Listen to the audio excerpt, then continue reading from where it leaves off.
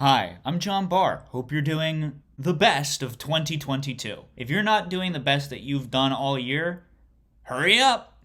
I say that for sure not getting this video out in time before the end of the year. How's it going on January 2nd? Happy January 2nd to all of you. 2022 has come to a close, and with it has come a lot of people's end of year lists of their favorite things. You know, who doesn't love a nice little video piece of content of people talking about their favorite content? Wonder what happens if I say it a third time. Content! But I decided, rather than simply run down my favorite things of the year in what would have been a much easier video to produce and put out, I decided to make it a lot harder on myself by taking all of the various things that I liked from 2022 and mishmashing them up together into Dungeons and Dragons characters. Cause why not? It's my channel and I'm allowed to make things as convoluted as I want. So for example, let's start with two of my favorite albums of the year. Those being The Loneliest Time by Carly Rae Jepsen and Smokin' Oakum by The Longest Johns, the folk/sea shanty band. That's right, I still listen to sea shanties. The rest of you gave up after that 1 month on TikTok cause you're quitters. Unlike me, I'm a real gamer girl. So in order to make a D&D character out of these two albums, I combined The Longest Johns and their sea shanty oeuvre with the Loneliest Time music video that went super viral on TikTok. I decided to make the character a space pirate, which might not sound Dungeon and Dragon-y, but hear me out. So I'm gonna do a little hamburglary of Matt Mercer's Critical Role homebrew classes and make this character an Oath of the Open Sea Paladin. Paladins being characters that have gods that make them do smash good. And to make this paladin a little more space focused, we can use the Spelljammer stuff to make them an astral elf. It's like if an elf was an alien. So I put all these different ideas and concepts into my transmuker device, and just like that, we have two different things that become a D&D character. Everybody say hello to our new album-inspired Dungeons and Dragons character, May Ray Carteron. She's an elf, so she's got to have a really weird name. I hope you're picturing it spelled the same way that, like, the Martian Manhunter spells John Jones. May Ray is an elven astral sea paladin, traversing all realities, protecting the toiling workers, hoping to one day get back to whatever reality her long-lost love has vanished to. Ooh, see, doesn't that sound fun? I got a whole backstory for this character just because I listened to like 8 songs. Now let's do movies. Now there's some movies that came out this year that I haven't seen yet that might make my list of favorites, including Avatar and Tar, but you can just follow me on Letterboxd for if and when I watch those. In the meantime, a lot of really good movies came out this year, including a few that I did not expect to like as much as I did. The Menu, I thought, really did a good job of being more goofy and comical than pretentious. Confess Fletch, the return of leading ham man, you love to see it. Oh, and then my biggest surprise of the year, Marcel the Shell with Shoes On. I had not watched the YouTube shorts before watching this movie, and now I really want to. That movie was heartwarming as all get out. Speaking of, the director of Get Out made Nope, and that what a cringe. Since there are more movies that I saw and loved and think could turn into fun D&D characters than there were albums, we're going to introduce a little something I like to call a wheel. A lot of people call it that, but I call it that too. All right, so our first movie, for reference, is gonna be Elvis. All right, so we've definitely got a bard. That'll be fun. And the second movie is going to be Everything Everywhere All at Once. All right, so it's gonna be Elvis with like extreme 2013 YouTube energy. All right, that's fine. So yeah, I guess our main characters that we're gonna be combining probably are Elvis and Evelyn from Everything Everywhere. So our character is just going to be named V. Since a lot of EEAAO's action is martial arts based, I think we're going to start with a monk character. A monk bard multi-class isn't one of my favorite blends of abilities, but I think if I go with maybe, let's say, an open hand monk, and then maybe pair it with a College of Valor bard, which is one of the colleges that are a little bit more focused on upping one's martial abilities, I think we could make a very fun, weird character. And what's great is that thanks to the modern magic of technology, I don't even need to just explain to you what these D&D characters might look like. I can use the wonderful website Hero Forge to actually do little mock-ups of what these D&D characters might look like as figurines that you could actually play D&D with. Yeah, so if we make them dexterity and charisma focused, give them a nice bit of hair and a all-white flashy outfit, and then I guess make their martial weapon their excellent guitar, we have ourselves a new D&D character named let me do a bit more of a Dog Rock, a beleaguered singer struggling to find meaning in her life. Her manager's a prick, her husband won't talk to her, and she barely even knows her daughter. She befriends our previous character, Mayray, learning of the multiverse, and agrees to party up and go adventuring. But V's true goal is to find a reality where she's still successful with her music career, but actually fully happy. Is that different enough than saying that she's trying to find a balance between work and family? I don't think so, but I'm the one writing this script, so if I'm saying this because I wrote it, then I didn't find another version of saying that I liked better, so guess it's set in stone now. Let's move on to TV.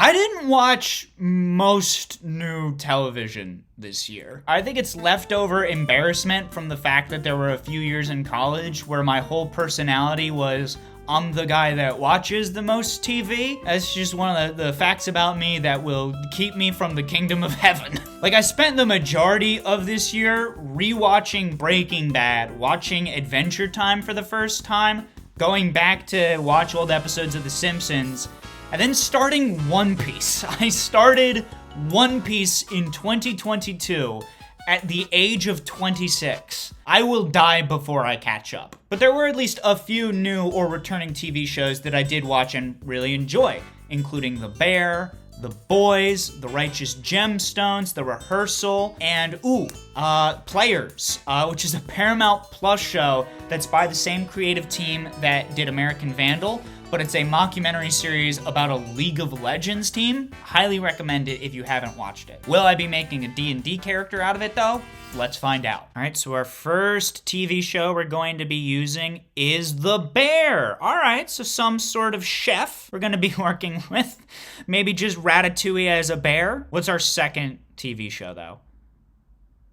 Cyberpunk Edge Runners. Okay, that rules. That's excellent. All right, so to hit the cyberpunk part of things, I think our character's species is going to be a Warforged, which is the D&D equivalent of robot man. And then since they're going to be a chef-type Pokemon, I think maybe the best way to turn that into a D&D class is by making them an alchemist artificer, a robot that's out here making concoctions. It's just sort of like a more techie criminal version of Alphonse Elric. Yeah, a robot chef with an apron and wig. I think that's incredible. I like to imagine that their chest is just like an oven that they're able to like cook things inside of them as they're going about their journey. Apparently there is a subset of Warforged called Envoy, which would give us fluency in one language of our choice, which would absolutely be Italian. And then we also get one integrated tool,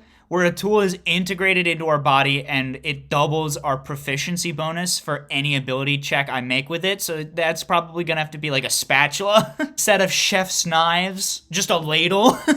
Our brand new D&D character, a neon outfitted, apron wearing, sentient ladle with a wig. Oh my god, this character is so stupid, and also I want to play as him immediately. Roll the character intro. Introducing the Warforged Artificer Alchemist, Ham Camry, a service robot bought by a criminal organization to run their money laundering tavern operation. He's useful as both a butler and a databank, as the bot was used to store various tools, potions, and weapons for the crew. So when his bosses died in a shootout one day, he struck out on his own, looking to start a new, independent restaurant with all the skills he'd accrued. And maybe also do more crime, because his old bosses were crime. It's that kind of mentality that makes him a perfect new spy! space pirate. Why not? Yep, every one of my characters for this is a space pirate now. Why not? Can you tell that one of the only TV shows I watched this year was One Piece? Alright, but now let's make a character for a Dungeons & Dragons game based off of 2022 video games. I played even fewer new games than I watched new TV shows. It's not my fault, alright? My only, current gen consoles, or at least the closest thing to them, are the Nintendo Switch and my MacBook laptop. Most games just laugh at me when I even look at them in the Steam store. My options are limited, okay? The games that I played in 2022 that are new at all are limited to Pokemon Legends Arceus, Cult of the Lamb, Marvel Snap, the mobile card game, and then I started playing chess again this year, and I wanted to have 4 options on the wheel, so screw it. Chess is on there now. Alright, so which of my 4 options is it gonna be? Oh, Cult of the Lamb! Oh, no way! Wow, who could have seen that coming? Oh, man. And if you want to see me play Cult of the Lamb, check out my YouTube channel of Twitch highlights. Alright, and our second game that we're combining for this character is going to be Marvel Snap. Alright. Huh. Okay. Now, making a D&D character from the Cult of the Lamb protagonist is easy. Their species is going to be satyr. That's the closest to a sheep person. And then I guess their class will be a Hexblade Warlock. It's a sheep that's a person, and the devil gave him a sword. Merry Christmas, Sean. Now go kill God. Marvel Snap as a character class is a little wonkier. It's a little Willy Wonklier. My first thought is we can make the character a multi-classed wizard, and then it's just like each of their individual spells is written on a card that they can pull out and use, but I don't love the mashup of wizard and warlock. We gotta get even Willy Wonkier. Now, one of the biggest things to think about when multi-classing D&D characters is not just accruing as many types of abilities as you could possibly get, but more to find 2 classes that will have at least 1 or 2 strong ability scores, so you don't need to worry about spreading yourself too thin and having too many of your abilities based on stats of yours that you won't be able to get as high as your other ones. So one of, if not the most important ability scores for a warlock is charisma. And so if we want a multi-class, a charisma-focused character, I guess we want to go with a warlock sorcerer. And then I guess the subclass of sorcerer doesn't matter as much, but I really like the idea of making them a Hexblade Warlock and Clockwork Soul Sorcerer. It's just an extra wiggly, wonky, demon-powered, odds probability sheep satyr boy. He was a satyr boy, and we're gonna say see you later boy to the planning part of the character. I hate segues. Here's the intro. Snapricious Valam, a true believer in heroes and devils alike. He was such a sucker fanboy of adventurers, he got conned by a demon to sell his soul for additional powers, including a sick-ass soul sword. Ooh. That, paired with his innate probability magic, sent him down the path of finding future heroes to nurture, support, and inevitably draw into the MLM he's stuck in. After all, why wouldn't you pay with your soul to become the greatest hero? Who really cares if it's pay to win? With that, we are going to do our 5th and final character from the 5th kind of category of favorite thing that I enjoyed this year, and that's YouTube videos. I mean, this is a YouTube video. I watch a lot of YouTube. We may as well throw some love to some really good YouTube videos that came out this year, huh? Why not? Some of my favorite YouTube videos from this year included Jenny Nicholson's breakdown of the Easter Play Cinematic Universe, Funhouse and all of their videos that feature Elise Willems as Minch Yoda, multiple sketches that came from the Home Planet YouTube channel, and of course the Snapcube Shadow the Hedgehog fan dub. Alright, first YouTube video on the biggest wheel we've had by far.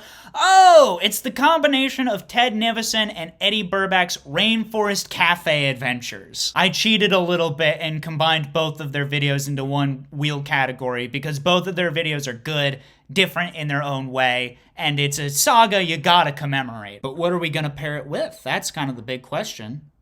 It's the Jenny Nicholson Easter Plays video. Oh, wow. So hear me out. First things first, 100% their class is going to be cleric. That is like the preacher pastor class of Dungeons and Dragons, and I guess all of these characters are part of the same party, so they could use a dedicated healer. If you think about it, technically in the Rainforest Cafe videos, the god or the deity that Ted and Eddie were praying at the feet of is not technically the Rainforest Cafe characters, but is instead capitalism. Like the animal characters, that's just part of the brand, baby. That also connects to the Easter plays, because those Easter plays are obviously about Jesus Christ coming back from the dead, but it's specifically through the lens of telling the story through very famous, profitable pop culture franchises. So yeah, we're gonna make them one of the anthropomorphic animal character species and then make them a cleric at the feet of capitalism. I'm gonna go with the tabaxi, which are the cat-like characters, because we can do a tiger with the trademark Eddie Burback mustache. This is where the true beauty of making these characters in Hero Forge comes in, because there's so much that I get to do with this that is just so especially fun to see in real life on my computer screen. Like, the theater of the mind and imagination is one thing, whatever, sure, yeah. But right now, I'm looking at a picture of a rendered miniature figure of a cat man with a mustache, glasses, and a big fun hat. That's not... My mind just can't do it like this. It's also a slightly newer feature. It might have actually come out this year, which would be another best thing about 2022. But they added a decals feature for Hero Forge characters. I can also add the fun floral print on his little leather vest piece of armor there that kind of mirrors the Rainforest Cafe shirts that Ted and Eddie bought. And since they're a cleric, they are going to have kind of like a heavy blunt weapon, like either a mace or a warhammer, and then also a holy symbol of their god. I think we're probably gonna go with this wood mallet hammer that is an option, and we'll just kind of say that it was carved from the fallen branches of Tracy Tree, which is like the Yggdrasil for this Rainforest Cafe god. And then maybe their holy symbol is a cup, because obviously Ted collected a bunch of those for the video. This is the most fun I've had with a character so far, bar none. Even more than Ham Camry. What am I gonna name this character, though? Oh boy. Oh yeah, I got this character's name. I gotta get ready to read this out, because this absolutely tickles me pink. The final character of this space pirate adventuring crew is Treadney Beast, the Jaguar Tabaxi, Order Domain Cleric. Treadney is a worshipper of the first corporation that ever gained personhood in America, and then consequently ascended to godhood. They now traverse the land singing the praises of their new god, hosting feasts with the wealth their god had accrued in life. But oh no, the following of the church is going extinct, since they're running out of money for food to entice people to come in. Therefore, Treadney joining up with our multiverse party is the most logical step into making his restaurant religion the biggest in every conceivable universe. Or if nothing else, slightly more profitable. Yeah, it's Treadney Beast. Treadney Beast. I don't know what to say other than that is just the proof that D&D is the best game. 10 times better than any of those cool 2022 games I could have played. It's better than God of War Ragnarok. It's better than Elden Ring.